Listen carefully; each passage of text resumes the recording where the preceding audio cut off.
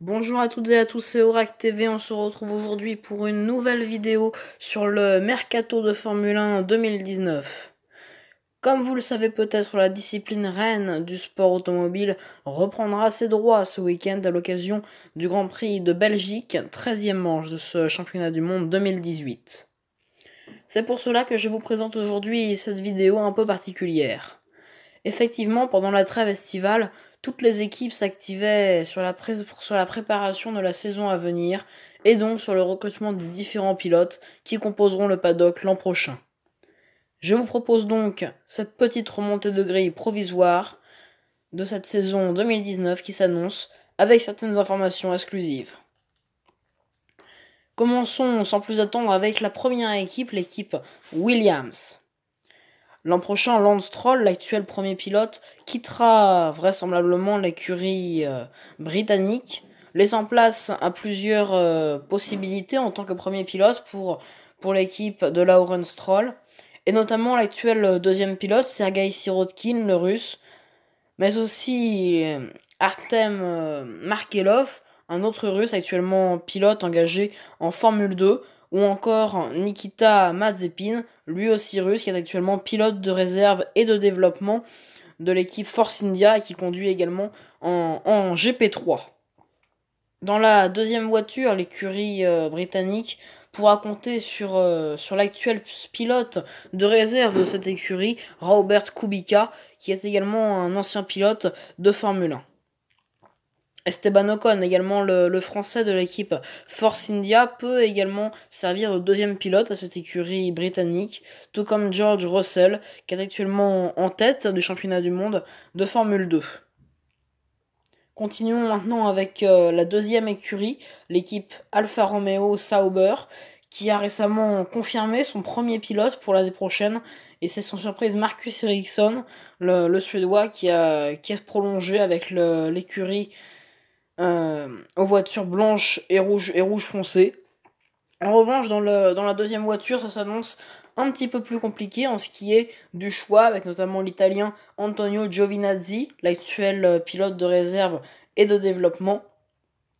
Mais on peut également compter sur Stoffel Van Dorn, le belge, qui est actuellement engagé cette année dans l'équipe McLaren, qui pourra éventuellement être engagé dans l'écurie Sauber.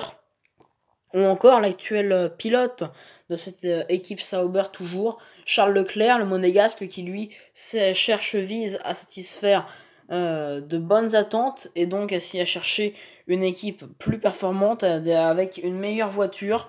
Mais voilà, Charles Leclerc a reçu une proposition de contrat chez Alfa Romeo Sauber pour l'année prochaine et pourra peut-être donc être engagé comme deuxième pilote dans cette écurie. On continue tout de suite avec la Scuderia Toro Rosso, avec, là rien n'est fait, hein, vraiment pour l'écurie italienne. Dans la première voiture, on pourra compter sur Brendan Hartley, l'actuel pilote Toro Rosso, qui pourra piloter cette première voiture. Un autre pilote qui a déjà conduit cette voiture, c'est Daniel Kvyat, le pilote russe, qui pourrait faire son retour en Formule 1 l'année prochaine.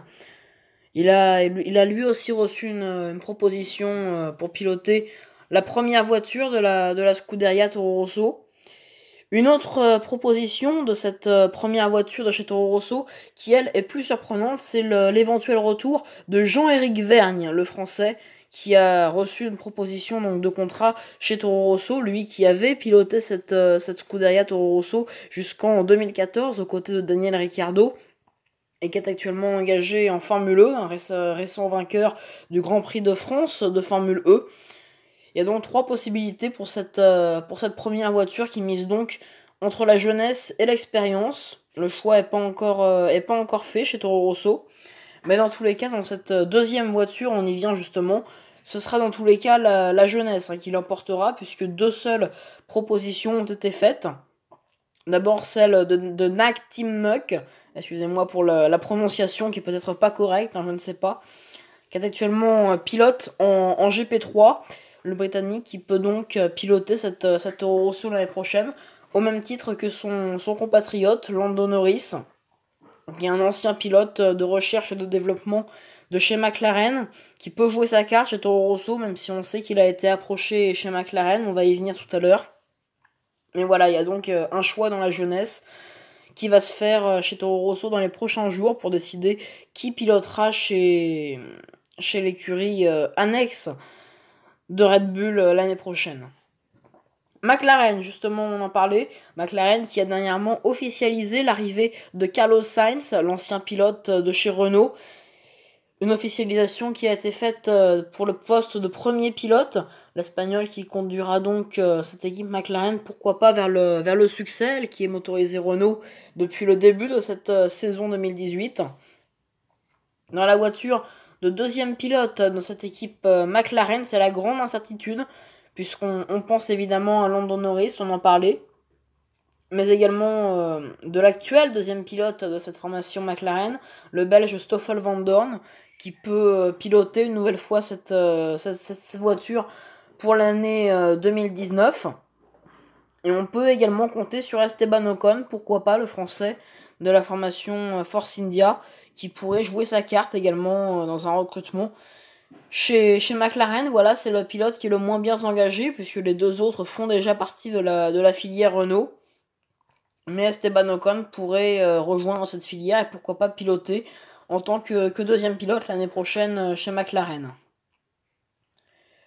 On poursuit cette remontée de grille désormais avec Force India, avec deux pilotes possibles en poste de premier pilote. Il s'agit de Lance Stroll, l'actuel pilote de chez Williams, qui a annoncé son départ de la formation britannique. Le Canadien qui cherche donc une équipe pour l'année prochaine, ce sera peut-être Force India. Il est en tout cas annoncé en position de favori au poste de premier pilote. Et son adversaire, justement, on en parlait tout à l'heure, c'est Nikita Mazepin, le pilote russe, le pilote de recherche et de développement de chez Force India, pilote également en GP3, qui pourrait peut-être être recruté en tant que premier pilote la saison prochaine.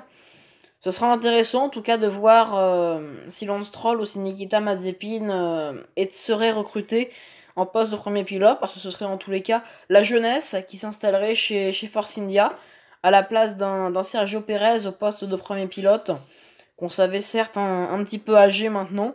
Donc voilà, ça va faire du bien sûrement l'année prochaine d'avoir l'arrivée de la jeunesse, et il faudra surveiller tout ça.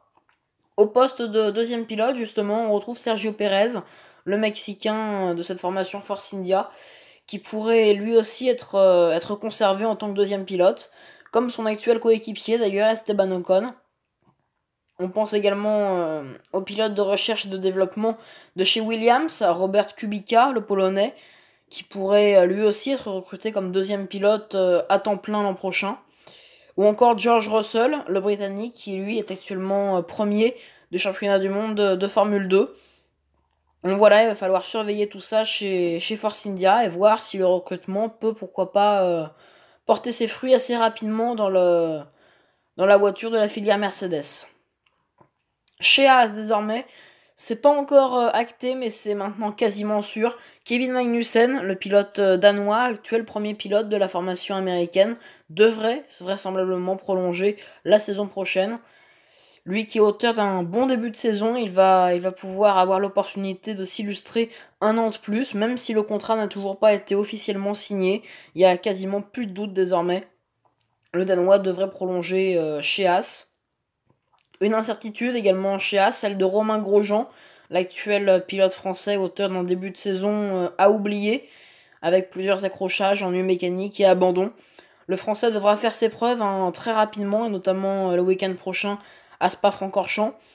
Son baquet est menacé pour la saison prochaine, et il va falloir surveiller s'il pouvait le conserver ou pas, mais ça s'annonce mal engagé, en tout cas pour Romain Grosjean, qui pourrait sortir de la Formule 1 l'année prochaine. Ce sera un coup dur, en tout cas pour le sport automobile français, si Romain Grosjean venait à quitter le paddock.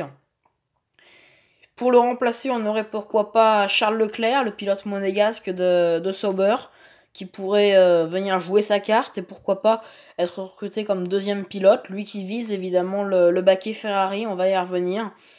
Mais Haas serait déjà une bonne opportunité pour le pilote Alfa Romeo. Donc voilà, il faudra surveiller tout ça. Antonio Giovinazzi, également l'italien, pilote de réserve cette année chez Alfa Romeo Sauber toujours. Lui aussi, il peut jouer sa carte. On sait qu'il a déjà été au contact de chez Haas et il va falloir surveiller si lui aussi, pourquoi pas, il ne pourrait pas piloter cette voiture américaine l'an prochain. Ce sera à surveiller en tout cas. On pense également à Sergio Pérez, le pilote mexicain de Force India, pour éventuellement piloter cette Haas. Les rumeurs se font de plus en plus insistantes ces derniers jours, donc voilà, il faudra surveiller tout ça évidemment. Des équipes maintenant pour qui le mercato est terminé, et notamment Renault, la formation française, qui a officialisé ces derniers jours ses 2 pilotes pour la saison 2019. D'abord au poste de premier pilote, Nico Hülkenberg, l'Allemand qui a logiquement prolongé son contrat dans la formation française. Et le deuxième pilote, c'est l'arrivée de Daniel Ricciardo, l'Australien, qui pilotait jusqu'alors chez Aston Martin Red Bull, et qui a signé un contrat d'1 an pour donc piloter cette voiture française. Et pourquoi pas la faire retourner au sommet. On sait que c'était l'ambition de Renault, c'était vraiment de commencer à viser les podiums en 2019. Ce sera peut-être le cas avec cet équipage donc entre Nico Hülkenberg et Daniel Ricciardo. On peut s'attendre à de belles choses pour les voitures françaises, même si voilà, il va falloir continuer ce développement qui progresse de saison en saison. Et voilà, continuer à être performante sur la piste. Aston Martin Red Bull maintenant, qui reprendra son nom de Red Bull simplement l'année prochaine. Aston Martin disparaîtra, le sponsor titre, avec là encore une équipe qui a été officialisée dernièrement. Max Verstappen, d'abord le jeune néerlandais, qui a prolongé et qui pilotera donc en tant que premier pilote dans cette formation Red Bull. Aux côtés du français Pierre Gasly, le français qui va trouver une excellente équipe, puisqu'il retrouve l'une des 3 plus grandes forces de ce plateau Formule 1, sauf si Renault évidemment parvenait à s'intercaler parmi ces trois forces en présence. Donc voilà, Pierre Gasly, le pilote Toro Rosso, qui a donc signé un contrat d'1 an dans la formation de Christian Horner. Donc voilà, il faudra surveiller tout ça évidemment. Du côté de chez Ferrari, et là, rien n'est fait. Sébastien Vettel, le quadruple champion du monde allemand, a prolongé son contrat. C'était pas une surprise. Lui qui a un contrat minimum jusqu'en 2020, même si ça ne fait aucun doute, il devrait vraisemblablement prolonger en 2020. D'ici là, on en reparlera bien évidemment. Mais voilà, il sera en tout cas engagé en 2019, c'est maintenant officiel. Et au poste de deuxième pilote, c'est l'un des gros points chauds de ce mercato 2019. Avec Kimi Raikkonen, qui lui n'a pas de contrat pour l'année prochaine, il est libre comme l'air, le Finlandais, et il pourrait éventuellement décider de partir de cette formation Ferrari, pourquoi pas pour retrouver Sauber, ou encore quitter la Formule 1. Ça n'a pas été le dernier à faire savoir qu'il voulait quitter le navire Ferrari, et pourquoi pas quitter la Formule 1. On sait que le Finlandais commence à être âgé, et il pourrait, pourquoi pas, retrouver une plus petite équipe avant de disparaître progressivement de la Formule 1. On verra en tout cas si le Finlandais officialise qu'il a envie de changer d'air la saison prochaine. Mais ce serait intéressant en tout cas. Surtout que pour le remplacer, on pense à Charles Leclerc, le monégasque, auteur d'un excellent début de saison chez Alfa Romeo Sauber, et qui pourrait signer un contrat chez Ferrari la saison prochaine. Ce serait intéressant en tout cas de voir un pilote monégasque chez Ferrari. Si je ne m'abuse, c'est jamais arrivé. Donc voilà, il faudrait surveiller ça d'un air attentif. On va voir évidemment dans les prochaines semaines ou dans les prochains jours ce que décide de faire Kimi Raikkonen. Mais voilà, Charles Leclerc peut jouer sa carte dans la Scuderia et pourquoi pas aller signer un contrat en 2019. On termine cette remontée de grille avec la dernière équipe qui nous reste, vous l'aurez compris, c'est Mercedes, avec Lewis Hamilton, notamment le pilote britannique, qui pourrait prochainement être donc champion du monde s'il parvenait à se défaire de Sebastian Vettel. C'est en tout cas le duel de cette saison 2018. Mais voilà, Lewis Hamilton a un contrat pour l'année prochaine, il est chez Mercedes et il sera aux côtés de son coéquipier depuis 2016, Valtteri Bottas, qui a donc lui aussi prolongé chez Mercedes et qui donc pilotera cette deuxième voiture des Flèches d'Argent en 2019, l'écurie de Toto Wolff, qui a donc conservé son binôme qui fonctionne si bien depuis plusieurs années maintenant. et qui va donc prolonger cette expérience, on l'espère en tout cas en 2019. Voilà, il en est terminé pour cette vidéo sur le mercato de Formule 1. N'hésitez pas à me dire ce que vous pensez de tous ces changements et remaniements dans les commentaires et à lâcher un petit pouce bleu. Je vous retrouve très vite pour une nouvelle vidéo sur Oracle TV. Ciao, bye bye.